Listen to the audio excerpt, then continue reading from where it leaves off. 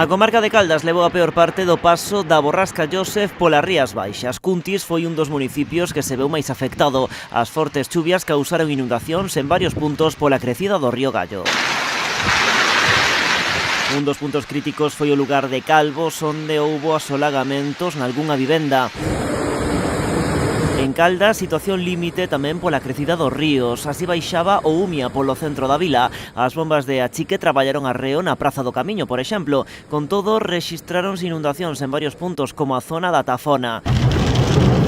Lluvias intensas tamén en Moraña ou en Portas. Aquí un condutor tivo que ser rescatado do seu coche ou quedar atrapado nunha pista completamente asolagada. Na comarca do Salnés, o Umia bota por fora en varias zonas de Meis ou Ribadumia. De novo, un dos puntos críticos volveuse a zona do Club Náutico O Muiño, deixando varias estradas e pistas cortadas na contorna. Ademais de pequenos desprendementos, a principal incidencia na Bisbarra foron os cortes eléctricos que afectaron a Ribadumia, Meis ou Cambados, entre outros municipios.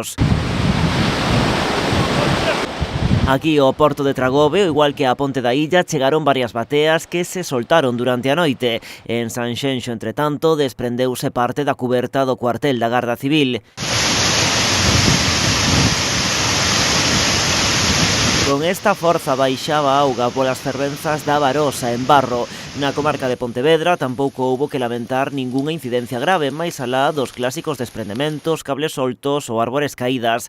Na cidade de Pontevedra houbo inundacións en distintas zonas e desfeitas como esta no Paseo dos Gafos.